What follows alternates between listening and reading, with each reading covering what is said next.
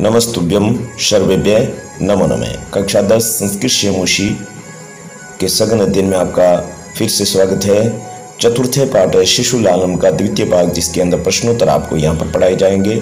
इसके अलावा कक्षा 6ठी से 10वीं तक संपूर्ण संस्कृत हमारे चैनल पर पढ़ाई हुई है। प्ले लिस्ट में जाकर के अपने अपने अध्ययन कर सकते हैं।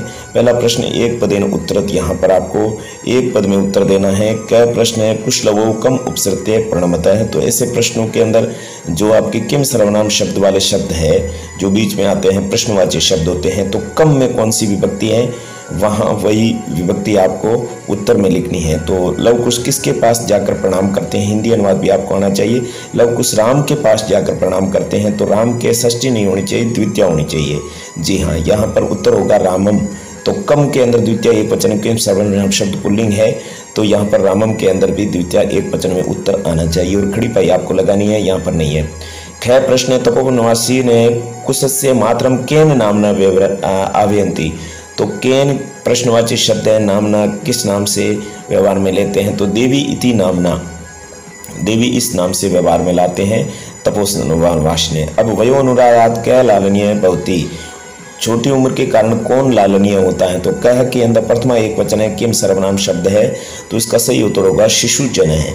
जी हाँ, प्रथमा एक वचन में ही उत्तर आएगा, क्योंकि अब घ है केन संवेदन वाल्मीकि लवकुशो गुरु, तो केन संबंधन में तृतीया है, तो उत्तर में भी उपनयन उपदेशेन तृतीया आएगी, यानी उपनयन संस्कार से के संबंध से वाल्मीकि लवकुश के गुरु है। अंतिम क्वेश्चन है कुत्र लवकुशो पितु नाम न विवरंती, तो कुत्र यानी कहाँ पर, तो कुत्र का उत्तर सप्तमी एक वचन में या सप्तमी विभक्तियों में आता है। तो तीन विभक्तियाँ होती हैं, सप्तमी एक वचन द्विवचन बहुवचन। तो यहाँ पर तपोवने यानी तपोवन में कुशलव के पिता का नाम व्यवहार में नहीं लाते थे।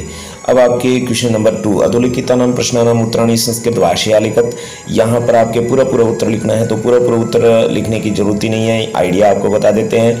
क्या प्रश्न है? रामाय कुशलव्यो कंठाश्लेषस्य स्पर्श कीदृश आसीत्, राम के लिए कुशलव का कंठाश्लेष का स्पर्श कैसा था। तो यहाँ पर कीदृश शब्द चेंज करना, बाकी पूरा आपको सेम टू सेम लिखना है, ज़्यादा याद करने की जरूरत नहीं है।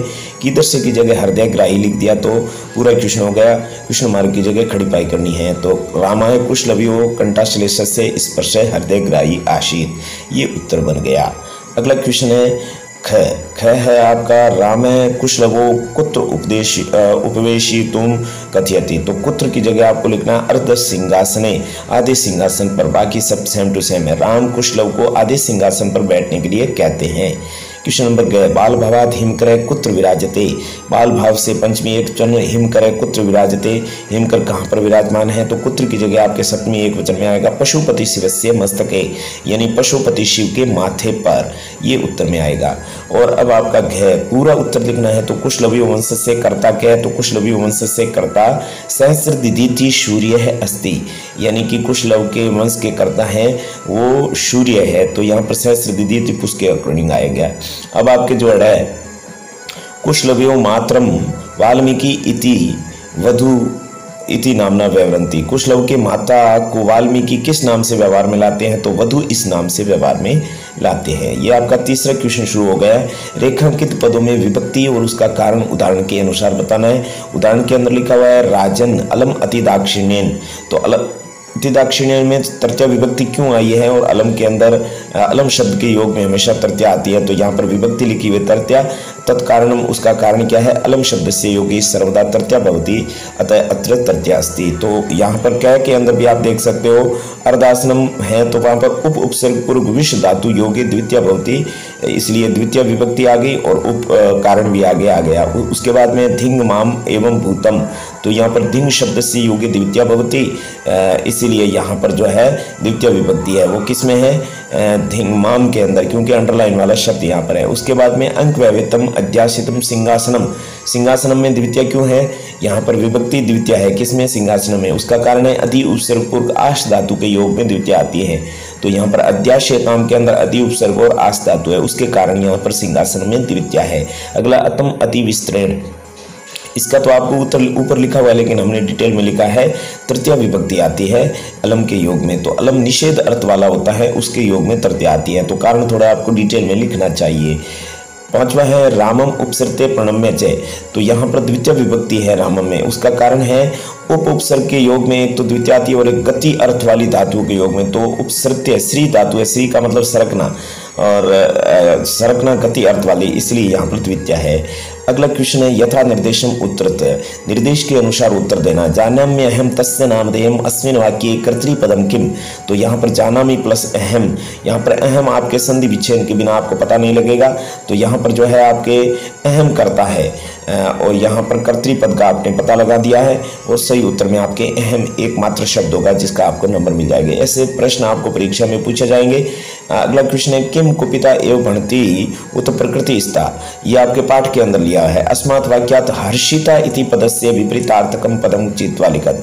तो इस इन्वर्टेड कोमा वाले के अंदर जो है वो कुपिता शब्द है, वो हर्षिता का विलोम शब्द है, तो कुपिता इसका आंसर होगा। अगला है विदूषक उपसृत आज्ञाप्यतु भवान, अत्र भवान इति पदम कस्मै प्रयुक्तम। भवान किसके लिए है? भगवान राम के लिए है। विदूषक के पास में जाकर आप आज्ञा दीजिए, तो आप कौन? भगवान राम। अगला क्वेश्चन तस्माद अंक वहवितम अध्यास्यतुम सिंहासनम अत्र क्रियापदम किम। यहाँ पर अध्यास्यताम, यहाँ पर जो है क्रियापद है, यहाँ विधि लिंग लकार आत्मनेपदी में है, तो यहाँ पर अध्यास्यताम है वो आपके क्रियापद है। तो उसके बाद में आपका अगला क्वेश्चन है वयस्तु न किंचिद अंतरम अत्र आयुष है इत्यर्थे किम पद प्रयुक्तम। यानी कि यहाँ पर्यायवाची शब्द बताना है, तो वैश्य इसका है, वैश्य यानी उम्र, और आयुष यानी उम्र, तो ये आपका पर्यायवाची शब्द हो गया। अगर संधि विच्छेद आता है तो वैश्य आप लिख सकोगे, नहीं तो परीक्षा में वैस्तु लिखोगे, गलत हो जाएगा। अगला क्वेश्चन है पांचवा अधोलिखित वाक्यानि कह कम प्रति कथयति। देखो कह का मतलब होता है किसने, किम सर्वनाम शब्द प्रथमा एक वचन प्रथमा में करता होता है, ने अर्थ में होता है, और कम आपके किम सर्वनाम शब्द द्वितीय एक वचन है, कम का मतलब होता है किसको, कौन किसको कहता है। तो पहला क्वेश्चन है सह व्यवधानम ने चरित्र लोपाय, ये किसने किसको कहा था। जी हाँ, ऐसे आपके पाठ के अंदर से यहाँ पर 5 वाक्य है, तो पांचों वाक्य में पता लगाना है। पहला आपके जो है राम ने कुश लवऊ यानी कुश और लव को कहा था, तो राम के अंदर प्रथमा विभक्ति कंपल्सरी है, और कम के नीचे जो भी आता है उसमें द्वितीय विभक्ति कंपल्सरी है। तो राम ने कुश और लव को कहा था, दोनों को साथ में शय व्यवधानम ने चरित्र लोपाय। उसका है किम कुपिता एवं भणति उत प्रकृतिस्था, ये विदूषक ने कहा, तो विदूषक में प्रथमा विभक्ति आएगी। कुश को कहा था तो कुश में द्वितीय आ जाएगी। विदूषक ने कुश को, जी है ना, ने को आपको पता चल रहा है ना। जानाम्य हम तस्य नामधेयम, ये किसने कहा था, ये कहा था कुश ने, किसको, राम को। कुश ने कहा था कि मैं उसका नाम जानता हूँ, सीता का नाम जानता हूँ, तो यहाँ पर कुश ने राम को कहा था जानाम्य तस्य नामधेयम। उसके बाद में तस्या दे नामनी, उसके 2 नाम हैं, ऐसा किसने कहा था, ऐसा कहा था लव ने। किसको कहा था, विदूषक को। ऐसे आपको कैसे पता चलेगा, जब आप पाठ के अंदर देखेंगे हेडिंग लगाई हुई है लव, उसके आगे लिखा हुआ है तस्या द्वे नामनी, उसके 2 नाम, और कहा किसको, उसके ऊपर जो हेडिंग आई थी विदूषक, विदूषक को कहा था, तो विदूषक में द्वितीय आएगी। अंतिम आपके जो है वयस्य अपूर्व खलु नामधेयम, हे मित्र ये तो अनोखा नाम है, ये किसने कहा था, ये राम ने कहा था। किसको कहा था, कुश को कहा था, क्योंकि कुश ने कहा था कि निरअनुक्रोश मेरे पिता का नाम है। इस तरह से ये स्क्रीनशॉट ले लीजिए। अगले क्वेश्चन आपके सामने मंजूषात पर्याय द्वयम चित्वा पदानाम समक्षम लिखत। तो यहाँ पर आपके 6 शब्द लिखे हुए नीचे, 6 के सामने, प्रत्येक के सामने 2-2 लिखने हैं पर्यायवाची, जो आपको इंडेक्स के अंदर से लिखने हैं। तो हिमकर का 2 पर्यायवाची शब्द है, शशि और निशाचर। जो आपके शशि है जो आपके तीसरे नंबर पे है, और निशाचर है वो आपके सेकंड लास्ट में लिखा हुआ है। ये दोनों हिमकर के जो है पर्यायवाची शब्द है। हिमकर का मतलब चंद्रमा, शशि का मतलब चंद्रमा, निशाचर यानी रात्रि को चरण करने वाला। अब संप्रति यानी इस समय, अधुना यानी इस समय, इदानीम यानी इस समय, तो ये आपके तीनों अव्यय शब्द हैं, इन तीनों का मतलब एक ही होता है, तो ये पर्यायवाची शब्द हो गए। उसके बाद में शमुदाचार्य ये वाला शब्द है, तो शमुदाचार्य के भी यहाँ पर 2 पर्यायवाची शब्द आपको मिल गए हैं, शिष्टाचार्य, सदाचार्य। ये आपके देखिए दूसरा शब्द है शिष्टाचार्य, और आपके सदाचार्य वो थर्ड लास्ट वाला सदाचार आपको दिख रहा है।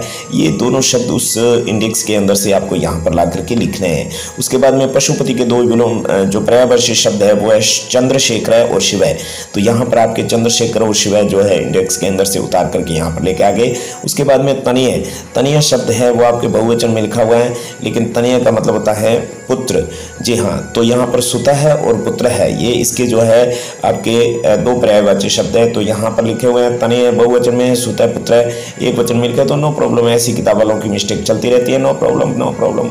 अब आपके सहस्त्र दीप्ति है, तो यहाँ पर आपके सूर्य और भानु ये दो आपके जो शब्द है वो सहस्त्र दीप्ति के पर्यायवाची शब्द है। तो आपने अच्छे खासे ढंग से इस प्रश्न की प्रैक्टिस कर लिया है। स्क्रीनशॉट लेकर के आप अपने नोटबुक में लिख सकते हो। अगला क्वेश्चन आपके सामने रहेगा जो छठे का अ, अभी तक छठा चल रहा है। विशेषण विशेष्य पदानि योजयत, विशेषण पद और विशेष्य पद अलग अलग लिखे हुए हैं। तो इसके अंदर एक एग्जाम्पल दिया हुआ है श्लाघ्या। श्लाघ्या क्या है? कथा।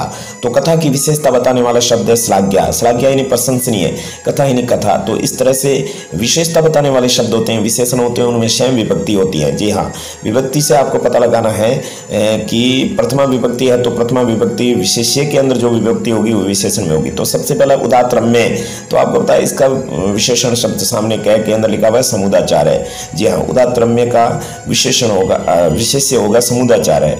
उदात्त रम्य यानी सुंदर, वो समुदाचार है यानी शिष्टाचार है। सुंदर शिष्टाचार है, तो शिष्टाचार की विशेषता उदात्त रम्य, दोनों में प्रथमा विभक्ति है तो विशेषण विशेष्य हो गई।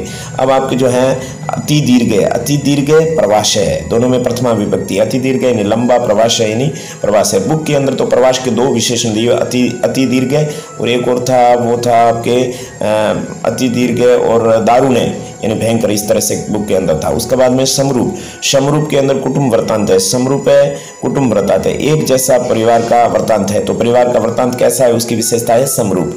ये आपके बुक के अंदर लिखे हुए हैं, तो वहां पर बुक के अंदर पढ़ाए हुए पाठ के अंदर आप जाकर के देख सकते हैं। हृदयग्राही स्पर्श है, स्पर्श कैसा है? हृदय को छूने वाला है, तो स्पर्श का विशेषता है हृदयग्राही। अब तो एक ही बचा है कुमारियों, लवकुशियों, दोनों के अंदर षष्ठी सप्तमी द्विवचन है। तो यहाँ पर कुमारियों का, कुमारियों विशेषण है वो किसका है? लवकुशियों का। इस तरह से केवल यहाँ पर आपको नहीं, हमारे चैनल पर एक विशेषण विशेष टॉपिक पढ़ाया हुआ है, वहाँ पर जाकर के अच्छे से आप अध्ययन कर सकते हैं। विशेषण विशेष्य की पता कैसे लगाते हैं, कौन कौन से शब्द विशेषण विशेष्य होते हैं, सारी डिटेल वहाँ पर है। अगला क्वेश्चन है 7वां और अंतिम क्वेश्चन है। यहाँ पर देख सकते हो कि संधि है। संधि देखिए, संधि एक ऐसा टॉपिक है, हमारे चैनल पर 4 वीडियो बने हुए हैं, अच्छे से आप अध्ययन करना चाहते हो तो वहाँ पढ़ सकते हो। यहाँ पर देखिए 7वें क्वेश्चन के अंदर क के अंदर संधि करनी है, ख के अंदर संधि विच्छेद करना है। तो हम आपको केवल देखो द्वयो अपि, तो यहाँ पर विसर्ग का रह बना, रह का रह के अंदर वाला जो ए जुड़ा विसर्ग का आधा रह बना, तो द्वयो अपि बन गया। तो इस तरह से संधि विच्छेद हुआ। तो यहाँ पर संधि का नाम नहीं बताते हैं, तब तक पता नहीं चलता, इसलिए संधि का नाम बता देते हैं। द्वयो अपि के अंदर रुत्व विसर्ग संधि, हालांकि क्वेश्चन के अंदर संधि का नाम नहीं पूछा है, फिर भी आपको यहाँ पर संधि का नाम बताएंगे तो डिटेल से आपको पता चलेगा। अब है द्वौ अपि। द्वौ अपि के अंदर औ के बाद में कोई भी स्वर आता है तो वहां पर अयादि संधि है, तो औ का आव बनता है तो द्वावपि बन गया और ये अयादि स्वर संधि है। कह अत्र, तो यहाँ पर आपके प्लस के जस्ट पहले विसर्ग है तो विसर्ग संधि है। विसर्ग संधि 3 प्रकार की होती है, उत्वर, उत्वर, सत्वय। तो यहाँ पर उत्वर संधि विसर्ग का उ बना, गुण संधि से को बन गया और अत्र का पूर्व रूप होकर के जो है आपके को अत्र उत्व विसर्ग संधि बन गई। अब अनभिज्ञ अहम, यहाँ पर सेम टू सेम है। अनभिज्ञ अहम के अंदर जो है आपके ऊपर वाला सेम सिस्टम है, तो यहाँ पर भी उत्व विसर्ग की संधि है। बुक के अकॉर्डिंग आप यहाँ पर अनभिज्ञ अहम लिख सकते हो और उत्व विसर्ग संधि आप डिटेल से नाम लिख सकते हो। इस तरह से आपके जो है यहाँ पर बहुत ही डिटेल से आपको समझाए जाते हैं क्वेश्चन। हर पार्ट के क्वेश्चन को इसी तरह से आपको समझना चाहिए। हालांकि आप नोटबुक में डाउन करते हो, लेकिन समझने के लिए आपको क्वेश्चन देखने बहुत अति आवश्यक है सारे। तो इति आत्मानम, यहाँ पर आपके ई के बाद में कोई भी स्वर आता है, ई को छोड़ करके तो यण संधि हो, तो ई का यह बनता है, ई का यह बनता है, तो उसके अंदर स्वर जुड़ जाता है। तो इति के अंदर तय आधा हो गया, इत्यात्मनम हो गया और यण संधि हो गई। डिटेल से समझना है तो चैनल पर समझिए। अब आपके ख के अंदर अधोलिखित विच्छेदम कृत्वा, विच्छेद करना। अहम अपि एत्यो, यहाँ पर देखिए यह से पहले आधा अक्षर होता है तो यह का ई बनता है और उसके अंदर वाले स्वर से बाद वाले शब्द की शुरुआत होती है। तो अहम प्लस अपि प्लस एत्यो, यहाँ पर यण स्वर संधि है। वयो अनुरोधात, ये आप ऊपर देख सकते हो जैसे जैसे उत्व विसर्ग संधि यहाँ पर है, वह है अनुरोधात, यहाँ पर उत्व विसर्ग संधि है। विच्छेद करना भी आपको आना चाहिए, संधि करना भी आना चाहिए। आपके समान अभिजनों, तो यहाँ पर दीर्घ संधि है क्योंकि विकार आपको दिख रहा है आ। समान अभिजनों, समान प्लस अभिजनों, तो यहाँ पर आपके जो है दीर्घ स्वर संधि है।